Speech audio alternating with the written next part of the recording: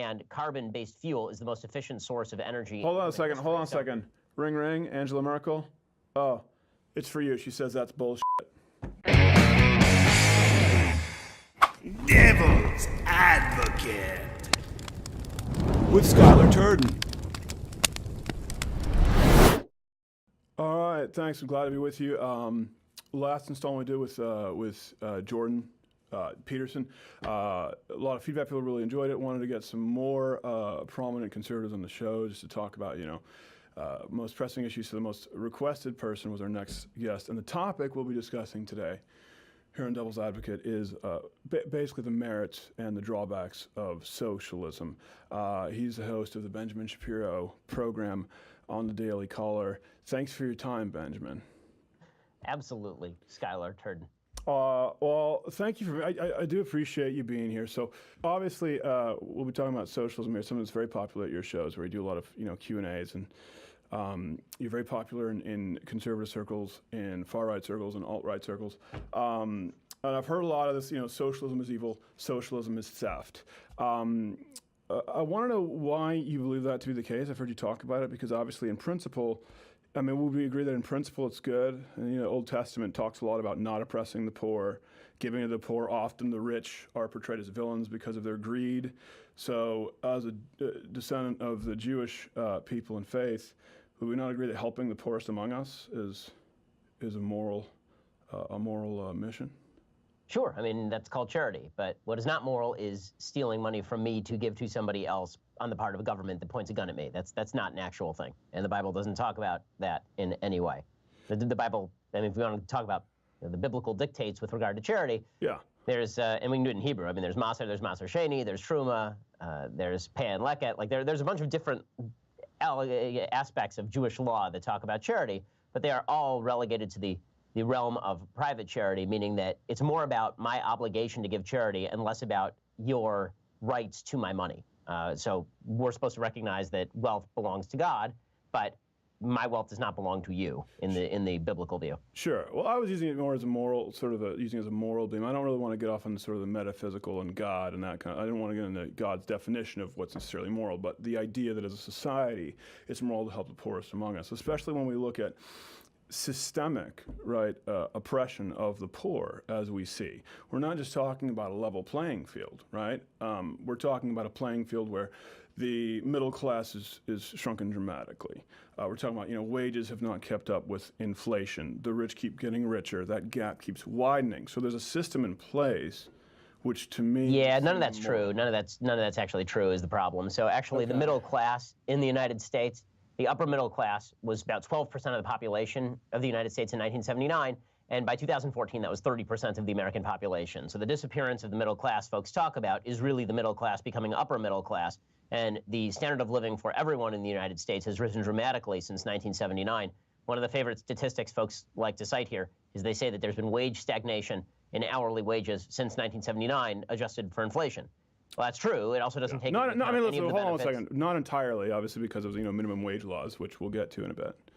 Well, the fact is, yeah, we can do that in a second, but the fact is that the wage stagnation that has taken place does not take into account additional benefits, which is 30 to 40% on top of the salary. It doesn't take into account the different way that we count households than we used to. It also doesn't take into account the fact that you can get more stuff for the same inflation-adjusted dollar than you could in 1979. You have a nicer fridge now than you did in 1979, and it costs you basically half of what it would have in 1979 in inflation-adjusted dollars. So if you're getting twice as much stuff for the same buck now, that means that you're basically twice as rich as you would have been in 1979. And for anyone who disagrees, I would recommend you go back to 1979 and live in 1979 and see whether your standard of living is the same, whether you enjoy it. Well, now we're getting back into the meta-economist Benjamin Shapiro. If we all have a time-traveling machine, let's try and keep it in reality. Like you say, facts. Facts don't care about your time-traveling machine. What about homes?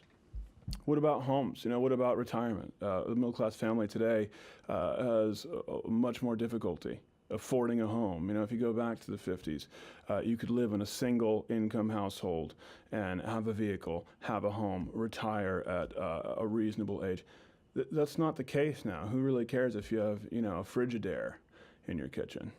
Well, a couple of things about this. One, homes in the United States have radically increased in size over time. So homes back in the 1950s, and you can see this when you go check them out, much smaller than the homes that are being built now. Two, the increase in home prices is really because of this massive urbanization that's happened where people are rushing into massive cities, and these cities are heavily zoned. So that's created an incredible shortage of housing in major liberal cities. You're not seeing the same sort of housing shortages in places that don't have those same sort of zoning regulations, places like Dallas, places in the middle of the country. You're mostly seeing it in Seattle, LA, San Francisco, New York, places where it's difficult to build new buildings and where the government has mandated that you also build affordable housing, taxed you heavily, created new regulations. Right. That's what's creating a serious pressure in that sphere. Right. So it's the government's fault. I just want to make sure I have this right. So it's the government's fault that people cannot afford homes. It's the government's fault that that the wage gap is actually increasing, that the middle class is shrinking. I know you say it's not, but we've look at the 1% who are wealthier than ever before, and the rest of the population, right? Well, no, the wealth gap, the fact that there is a greater disparity between the top tax bracket and the bottom tax bracket is true, but the bottom tax bracket is a lot richer than it used to be. And again, one of the things that is a huge mistake folks make when it comes to analyzing economic issues is the suggestion that if you are in the top 1%, you are always in the top 1%. You started there, you finished there, you lived there, you died there. There are people, I've been in the top 1%, I've been not in the top 1%. People tend to get wealthier as they get older, and so the upper tax brackets are disproportionately older than the lower tax brackets.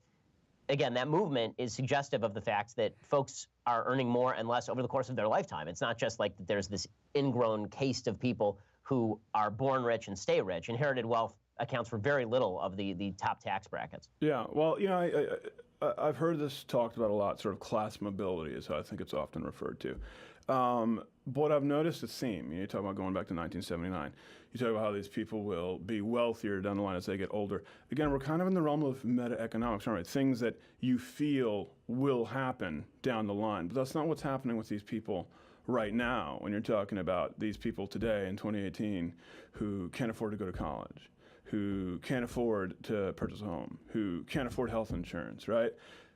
If Benjamin Shapiro of the Daily Callers, if his ideal world works out, down the line, these people will be great. They'll be the next Kochs or whatever. But today, that's not the case. Well, no, if my ideal world worked out, what you'd have is lower prices and better products in virtually every area of American life, from healthcare to colleges. The fact is the government subsidies are one of the areas that's creating upward pressure in prices. When you give a bunch of people subsidies to go to college, what you're doing is generating additional supply or additional demand without additional supply. That creates upward pricing pressure. I mean, this is a simple supply-demand curve. And the fact that folks on the left don't seem to understand this, they think that if you just dump a bunch of money into free college education, that this is going to somehow alleviate all of the economic woes of a society that is already absorbing the cost of a bunch of college graduates who can't get jobs because they majored in silly things. It's a little bit bewildering. And in fact, it's really interesting. A lot of the socialist countries that socialists like to talk about, the quote-unquote socialist countries of Scandinavia, they have a lot more heavily regimented idea of what colleges should be for. I mean, if you look at Sweden, if you look at Switzerland, there's a lot more tracking. People who are going to colleges or vocational schools based on the vocation they wish to pursue. Liberal arts majors in Scandinavia, significantly less of the college population than in the United States, because they feel like if they're going to get the government to sponsor college degrees, at least you should come out with some marketable skills. Okay, so it's interesting that you point to a lot of these Scandinavian countries. You know, we talk about that on my program quite a bit, Denmark, Sweden, Norway. So it sounds like you'd be okay with sort of moving toward maybe the more socialist model that they use in those countries that are really quite successful. We've heard, obviously, Senator Sanders and people like Cortez talking about this.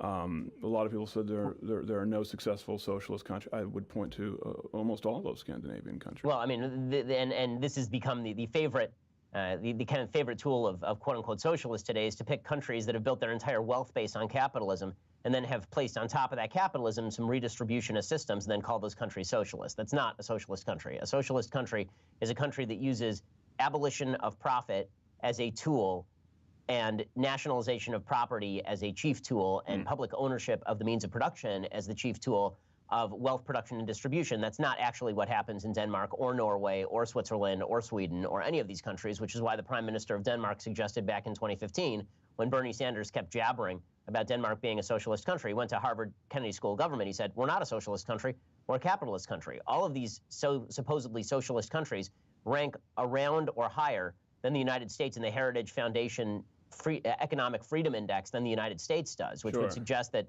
these are not actually countries that are focused sincerely on regulation of business above all and redistribution of property through the means of production. Well, if I may jump in there, I think it's important that we, the Economic Freedom Index, like we're talking about there, Canada was higher than the United States for a little longer, even though they have a universal health care plan. So it sounds to me like you're okay with sort of the model that we see, the Nordic model. So then would we be okay with a universal health care program or a single payer? Because if you look at these countries that you just said, right, are not socialist. But then if we try and implement it here in the United States, people say, oh, that's socialized healthcare. Universal healthcare, single payer model. Is socialist, right? So the program can be socialist, but the question of calling the entire country socialist because it has a socialist program in medicine, that's a little bit silly. I mean, that's like suggesting that you who have a job and you bring home money to your family and then you redistribute the money among members of your family. You have a joint bank account with your wife. This means you're a socialist. No, you're a capitalist who uses socialist methods of redistribution in your own home. It's the same thing with Norway or Denmark. And then we have to look at the efficacy of those programs. We also have to look at the rights of the people that are being violated by those programs. Do you have a right to your own use of labor? Do you have a right to the product of your labor? Do you have a right to the alienation of your labor? And then we also have to look at whether any of those, even if you believed that it didn't violate rights, you'd have to look at whether those programs were adaptable to the United States, which typically they have not been, because the reality is that in places like Sweden or Norway or Switzerland, what you have, particularly in places like Norway, is a really, really high level of cultural homogeneity. You know, a high level of social capital that exists, that doesn't exist in the United States in quite the same way. So it's the blacks' fault. I just want to make sure. That's what it's the fault of the blacks. No, it is the fault of cultures that are not homogeneously that's right. It's not race, it's culture. That's right. I forgot what the alt-right. It's the same. I mean, ask the Norwegians. Ask the Norwegians who have significantly curtailed immigration from the Islamic world, specifically because they're having problems of cultural assimilation. I probably would have a really good conversation because they have a higher literacy rate. They have more public education there, and of course their populace is generally healthier because they have socialized healthcare and they spend less on healthcare. Well, their population is healthier and has been healthier for decades because they don't eat as much crap as Americans do. Virtually all wealth generation that happened in the Nordic countries preceded the socialist redistribution systems that people like Bernie Sanders, Elizabeth Warren, Ocasio-Cortez love. Norway was actually ranked higher in terms of relative health to the United States in the 1960s and 70s than it is now. And that's because, again, these are countries with very high levels of social capital, a tremendous work ethic, a certain level of egalitarianism between men and women that goes back generations, that was not established by radical feminism. And what you've seen is actually a lot of difficulty in assimilating immigrants in Nordic countries. There's a great book called Debunking Utopia by Nima Sanandaji that's totally worth reading on this. He's an actual Iranian immigrant to Norway, and he talks specifically about the shortcomings of immigration in these places. It turns out that it's much easier to become employed as an immigrant in the United States than it is in Nordic countries. Yeah, well, they also do have better healthcare outcomes overall, with a lower percentage of their GDP being spent per average person. So I would say that's also pretty important. Let me ask you this. Well, listen, the United States healthcare system is a disaster area, but that's largely to do with let me guess, the government of the blacks, of regulation. Right? You're going to blame the government of the blacks? Of course. No, not the blacks. Okay. The blacks. It's not about any particular race, obviously. It's about a mishmash of regulation and deregulation that has created some of the worst of all possible worlds, although the United States still leads the world when it comes to 5-year cancer survival rates, for example. So if you can afford health care in the United States, it's still the best health care in the world. Benjamin Shapiro of Daily Caller. Are you a Nazi? Okay, we can move on. So I've read that you have made the claim that capitalism is like consensual sex, socialism is rape. And the one thing I think that's interesting right now that we're talking about is sort of where the line is. First of all, I disagree if it's democratic socialism when we're talking about the public consenting by a vote. And I understand what you're going to say. Not everyone goes along with it, but that's true of any law passed, right, democratically. We have all kinds of, you'll never get 100% of people to agree on a law. But in this case, when we're talking about socialism versus capitalism, do we really think that's a fair comparison, that it's like consensual sex versus rape? And where do you draw the line? I mean, it seems to me like you enjoy some social programs. Some socialism's okay. you use public roads, if I'm not mistaken, you don't have a problem with that. Public roads are the public roads and public goods generally are non-rivalrous and non-excludable. That's what makes them public goods. So it's not quite the same thing, right? Now you're talking about everybody's access to a road that anyone can use, and I can't exclude you from use of that road in the same way that the military is non-rivalrous and non-excludable. That's the definition of a public good. That's not the same thing as alienation of my labor. So the question really is your rights. When it comes to sex, you have the right to consent or not to consent. Mm-hmm. When it comes to how I use my labor, I have the right to consent or not to consent. And you voting to remove my right to consent or not to consent does not alienate the right. It just means that you're violating it. That's interesting that you bring that up, or you're talking about the right to work. But what about the right, for example, of people who are working to be in healthy conditions, to be in at least humane conditions? Are these laws that you support? Workers' rights? No, we're not even getting into unionization or collective bargaining. Well, I like collective bargaining better than, in fact, if you want to use these favored socialist countries as examples, yeah.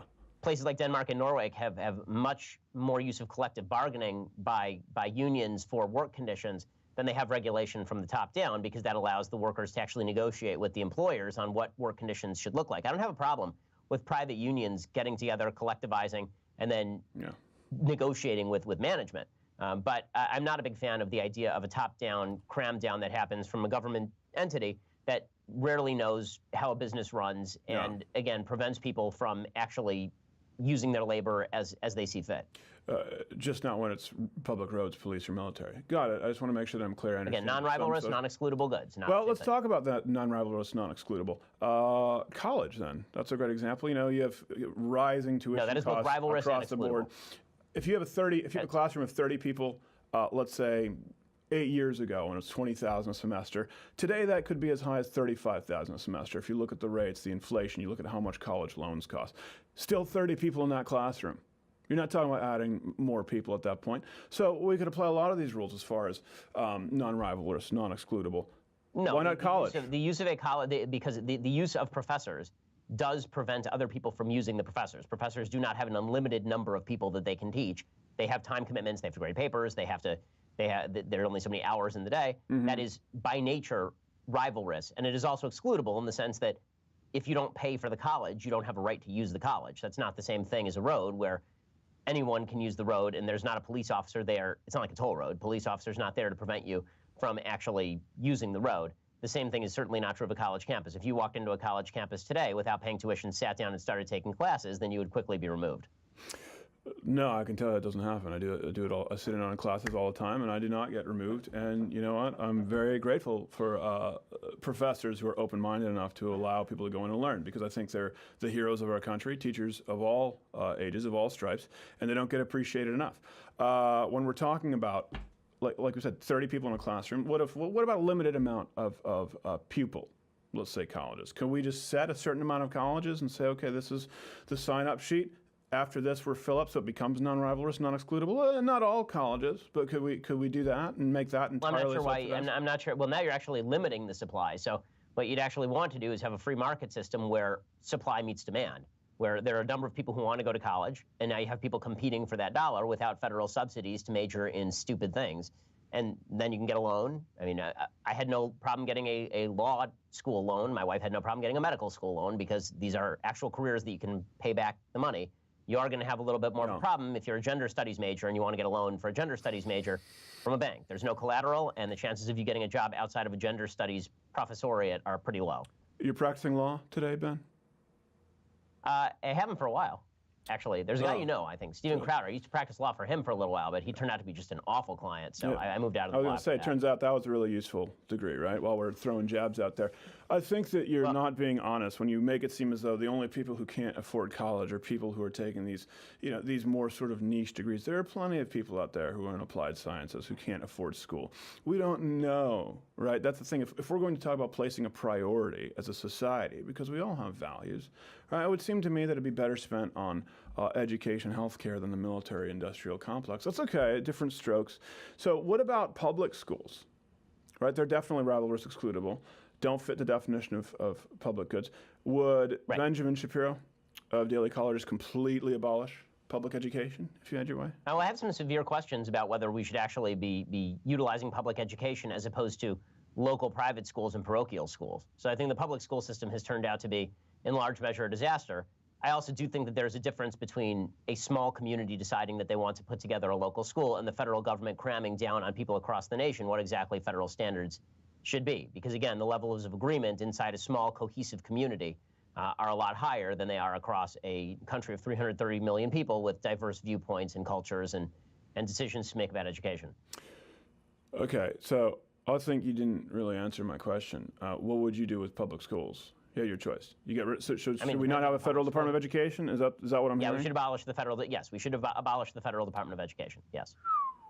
Why? And why is that exactly? Because it doesn't do anything and it's garbage. because the standards. I'll be sure to look that study up on PubMed afterwards. At every level, The Economist, except for colleges.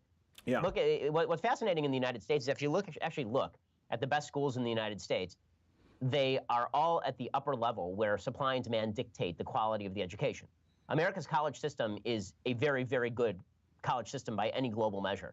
America's high school and junior high and elementary school systems are by and large not, and the only good elementary and junior high and middle school and high schools are the ones that exist in communities that spend not only more resources but have parents who are usually dedicated to high levels of education in their children, regardless of income.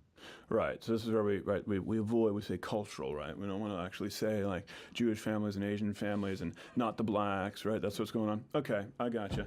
So let me ask this. It sounds so. You think all schools should be private, basically K through 12, college? That's it. Is that your solution? I think that would be a good start. Okay. I think that if you are going to have a public school system, then it should be as minimal as possible, and it should be designed at the local level. And again, I think local communities deciding what they want is a lot better than massive communities deciding what they want. I sort of abide by Montesquieu's rules on this. The devolution of authority to the lowest possible level is the best way of achieving any sort of consensus. Well, that brings me, it's interesting enough, that brings me to my next point. You just talked about how smaller communities are the people who should be building schools from the ground up. Okay, so we privatize all schools, right? We don't have any public school, no longer K through 12 or college. But you can have public schools, but the public schools have to be done at the local level where the level of consensus is a lot higher than across the country. Okay. So we're talking about communities where they have consensus, and you just said that they perform higher in certain communities, right? Communities with families, right? Maybe dads who stay in the house, but we don't want to get into the racial stuff.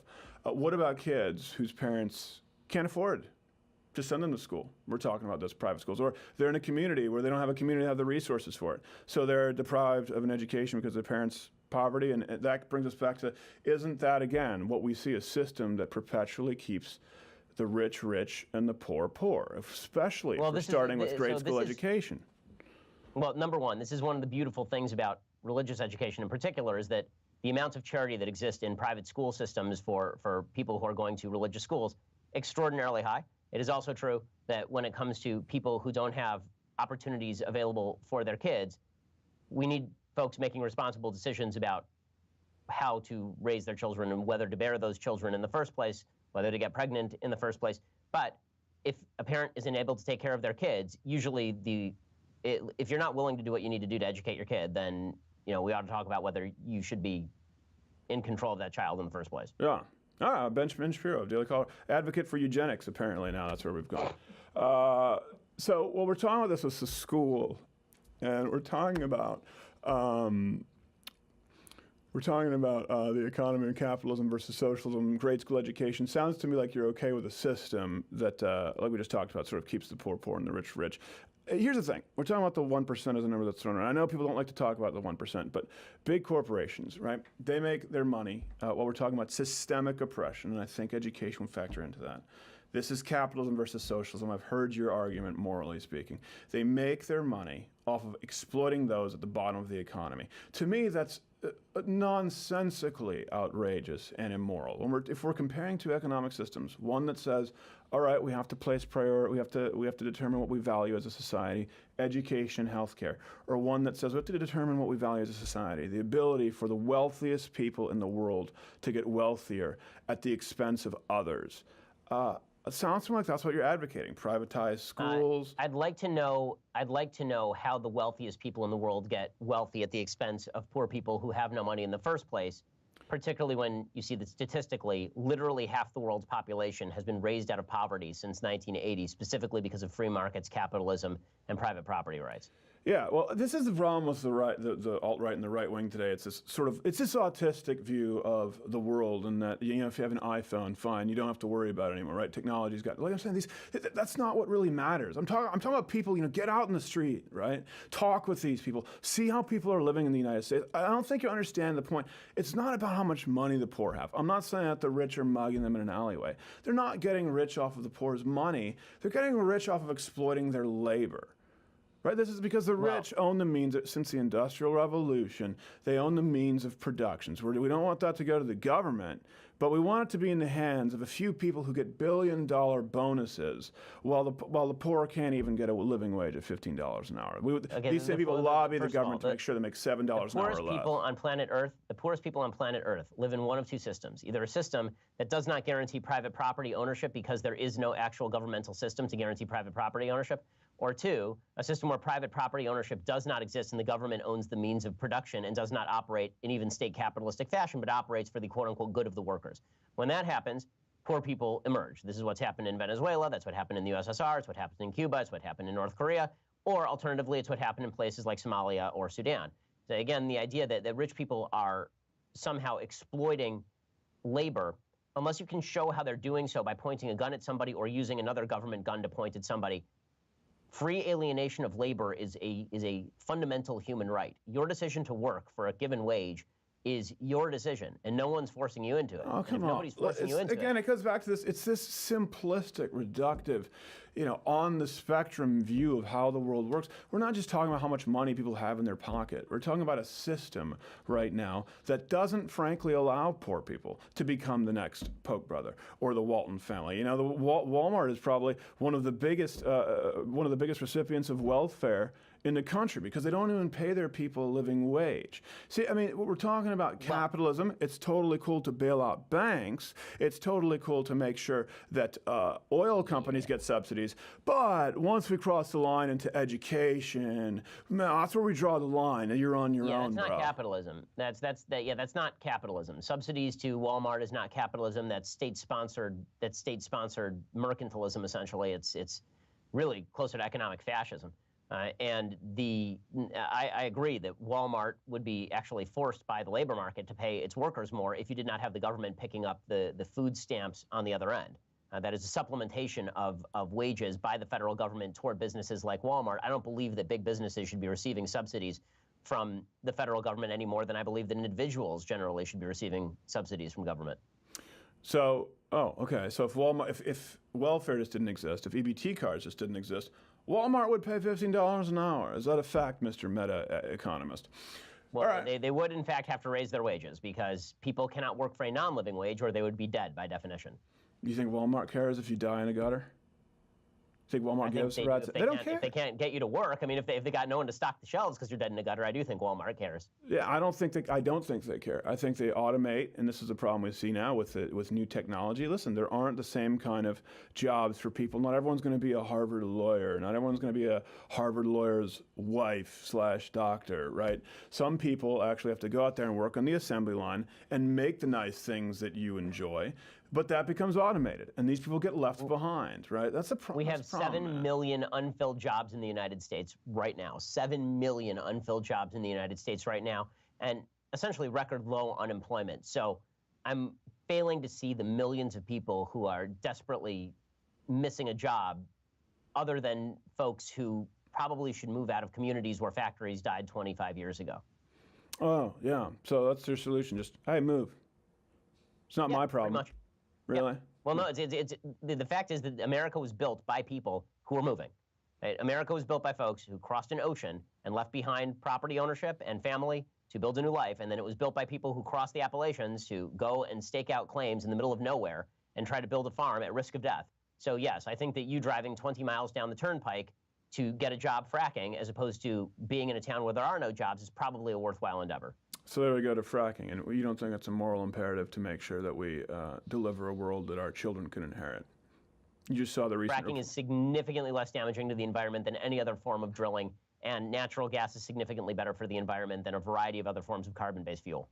Yeah, but what about solar? What about wind? What about doing what Germany has done? Those are, the only options aren't natural power? gas or I mean, oil. like, Yeah, solar, wind well, no, power.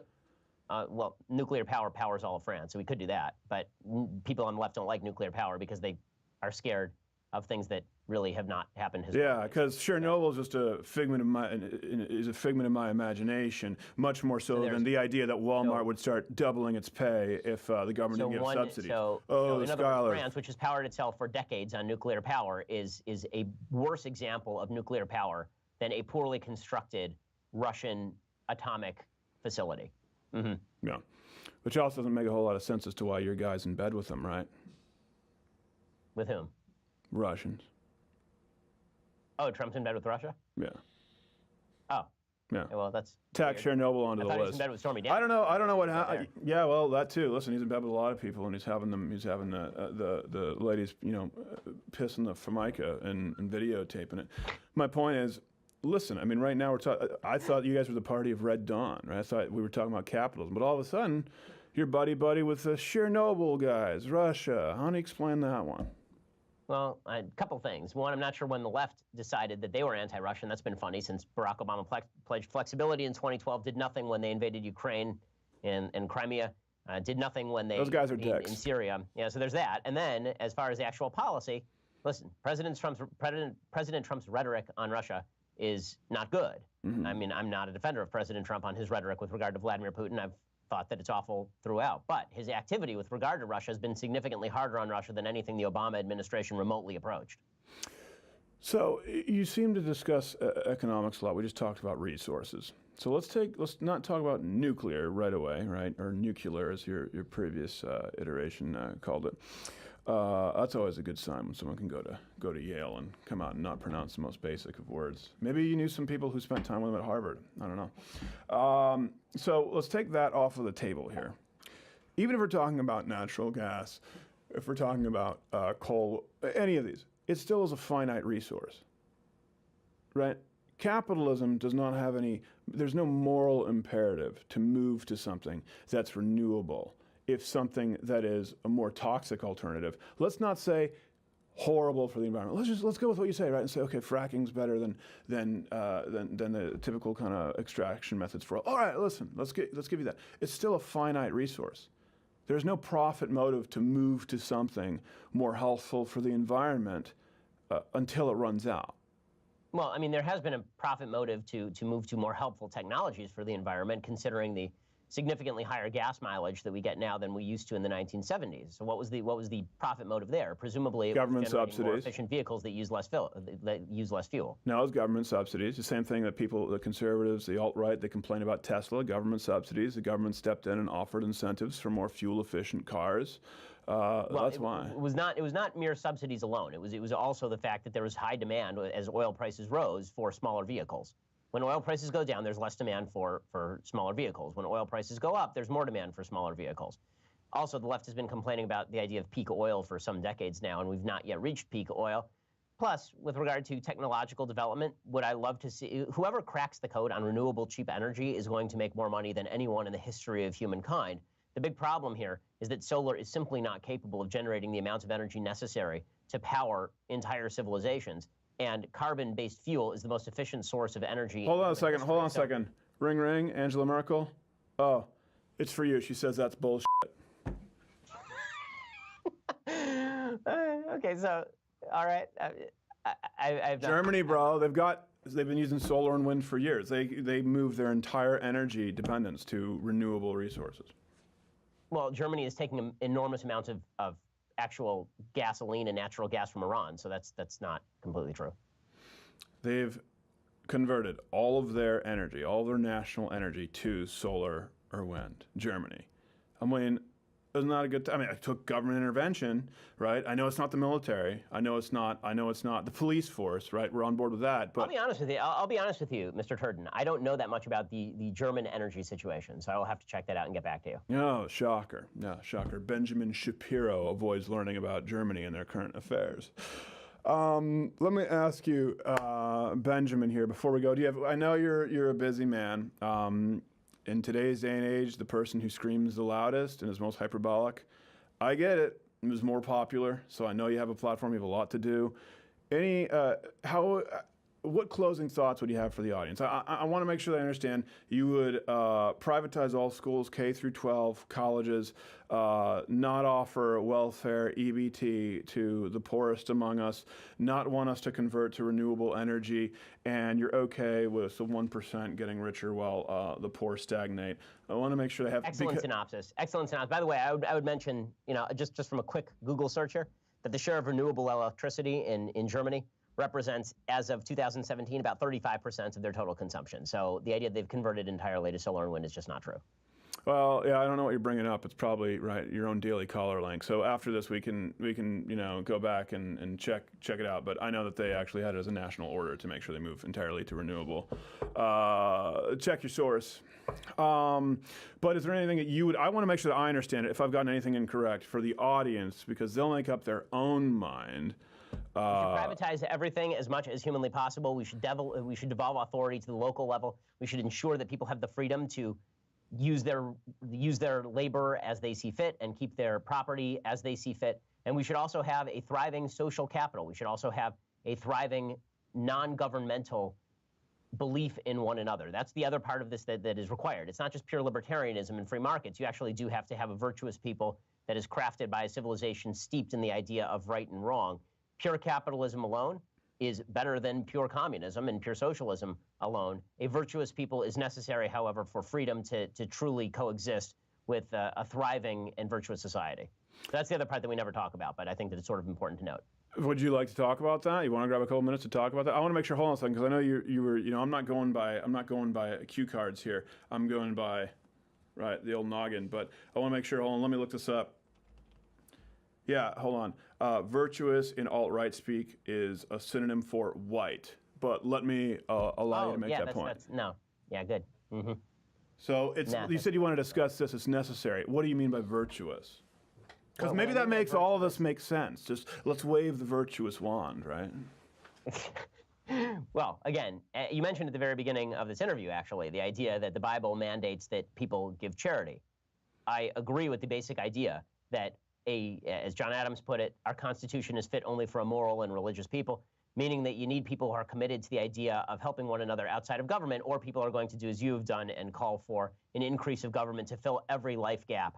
There are certain areas of socialism that are destined to fall down almost immediately. There are other areas of socialism that are destined to fall down over time, but it remains an attractive solution to folks who refuse to acknowledge that there is social network and that there's a social safety net and a social network existing outside of government alone. If you believe that government is the only guarantor of fairness, you are going to end up in the socialist camp. If you believe that community is the chief guarantor of a hand up and that forming thriving social bonds is the necessary adjunct to a free society, then you're going to be more in favor of individual freedom.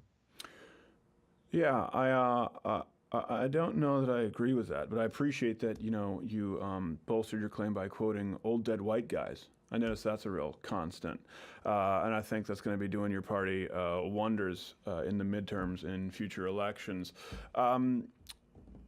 So it seems like, okay, as long as everyone's a moral person, then fine. This whole capitalism thing will all work out. Just bide your time. Everybody else. Not everybody has to be a moral person, but you do have to have enough moral people in a society to help fill in the gaps where capitalism does not solve problems for everybody: widows, orphans, people who can't take care of themselves. Okay, so capitalism would work if people are moral. It just hasn't been done right. It just hasn't been done correctly yet. No. Assuming that people are immoral. Assuming people are immoral. Capitalism works better than any other system in the history of planet Earth. Assuming that people are moral, capitalism still works better than any system in the history of planet Earth. If you actually want the best of all available systems, what you need is capitalism combined with a moral and virtuous people. Oh man, it's just my neck is sore from the rigidity. You're so rigid. Capitalism or all socialism. No one's talking about Venezuela. You go to Venezuela, you don't go back to Denmark and Sweden and Norway. Right? We're talking about a blended economy, as many of the successful economies are out there that are not called the United States of America, between socialism and capitalism, and we already have that here in the United States. The conversation really comes down to what degree. You draw the line at roads and military and the police force industrial complex. I say, let's toss education and healthcare into the mix. But let's let the rest of people decide. Benjamin Shapiro, it's the Benjamin Shapiro program, if I'm not mistaken. Did I miss anything? Are you good, bro? That's where it is, man. Go for it. All right, and I'm sure you've got a lot to do. I'm sure you've got some people to harass there in a college campus and then Correct. make a viral video out of it. This has been Devil's Advocate with Skyler Turden. I hope it's been illuminating for everyone out there. And I think next time, I don't know who we have on next time exactly, but I think we'll be discussing feminism and rape culture. But right now I need to take a hot bath.